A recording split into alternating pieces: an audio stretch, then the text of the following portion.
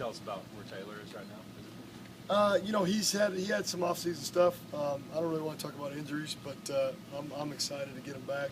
He'll be back here shortly. He really worked hard this summer, maybe too hard.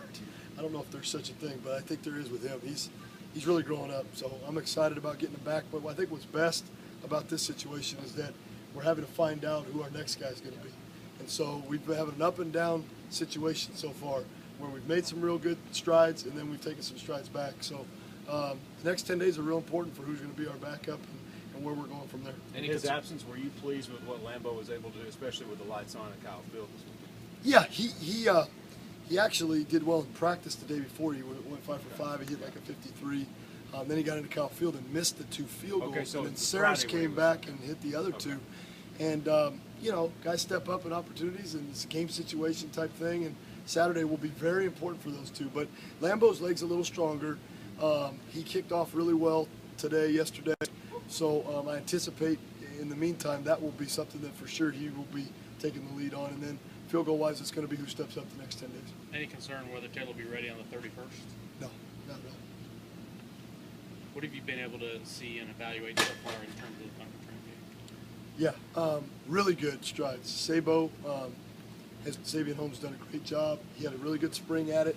He had a couple things in Kyle Field and some scrimmages like Friday Night Lights where he did fumble the ball or drop the ball once or twice, which is part of the growing process. He come out here and he's been unbelievable for 10 days catching punts. So I'm excited to kind of see him in the action.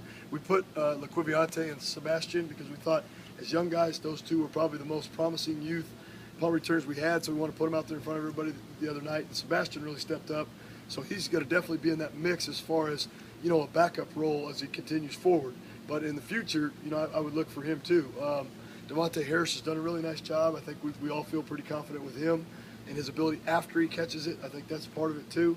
And then we've got a couple other guys I think in the background that can catch. Is Trey still your go-to guy as a kick returner, or are there other options you're looking at in kickoffs as well? Yeah, there is, you know, but Trey has got the experience, and we all know that matters, especially in this conference. I think Laquiviante has a real shot. I mean, he's got a real chance to be in the things that we do in the return game. I think he can really highlight some of that. He's got great speed.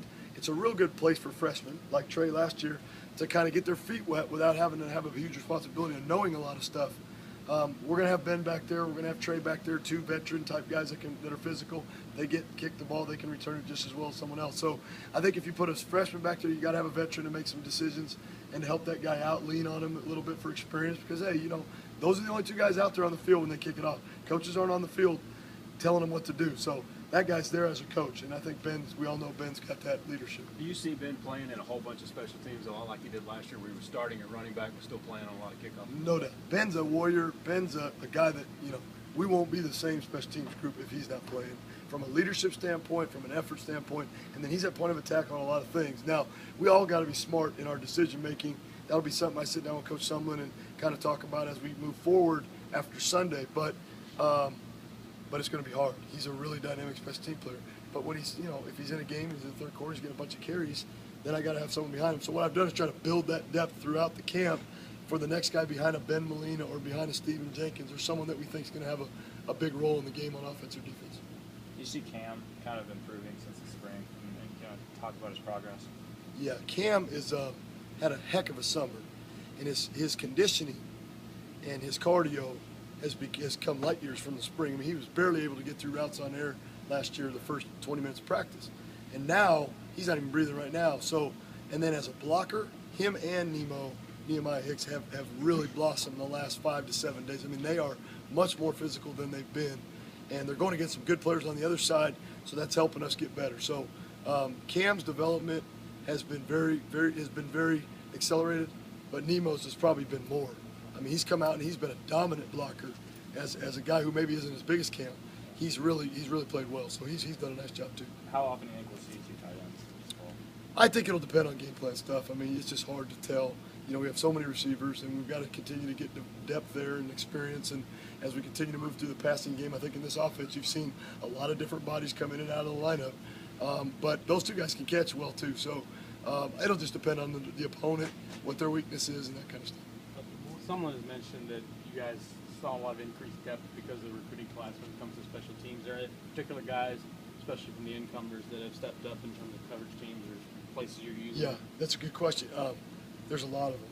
And so what's hard for me is we've got some speed in the veteran group of juniors and seniors and some really talented players. And then we've got all these young guys. And so I'm trying to build it where there's a veteran starting and then there's a rookie that's backing them up so they continue to learn throughout this camp, because sooner or later they're going to be taken over, because we can't have all veterans starting and all the guys starting off as a defense playing for special teams. I think Sean Washington or Washington and Wiggins, they're both really good right now and playing well. They got banged up today. I think Darian Claiborne has shown that he can do a lot of different things. I'm excited about him. Noel Ellis shows on defense and on special teams what he's doing. Garner has shown a lot of flashes lately, and Victor Davis has also done some good things too. Mastro would be the bigger guy inside that I think playing some core stuff as well. You talked in the spring how big Kaiser's leg is. It's all about consistency. You're starting to see more consistency from him. Yeah, definitely. And he's still getting used to the get out of Kyle Field deal, and so that's great because he's had a tremendous week. This week he was really good the first week. He got into Kyle Field, had a bad first one, and then averaged over 58 yards a punt on the next three. So there's some things there that other people just can't do. I mean, he's hitting 65, 70-yard punts on the regular. Out here, even today, he did. So my challenge is kind of how we're going to cover that for. So that's a good challenge, but he's that good right now. If he's got to maintain some consistency, he's working on his hang time, and I'm excited about him. He's probably been the best specialist. That's why you guys recruited so much speed, right? Yeah, exactly right. Across the board, from you talk kicking and return, are you pleased with your special teams across the board the way they are standing in camp right now? Yeah, I am. I'm not worried. I'm confident about this group, but we do have a lot of specialists that haven't played. And so that's my challenge, is how do I do that in practice? How do we do that as a staff? Put these guys in position without getting them hurt live. And so that's what we're doing. We're trying to be creative with having people in front of those returners, having people rushing the kick without everybody being on top of each other. But until the Rice game, it's going to be hard for me to be completely confident until I see it in action. But we got some guys, and we're only going to get better. I know that. I know once Rice comes and they get their feet wet and they start getting some experience, we're going to have a good season on special teams. Thanks, Coach. You got it. Coach. You got it, Kaiser.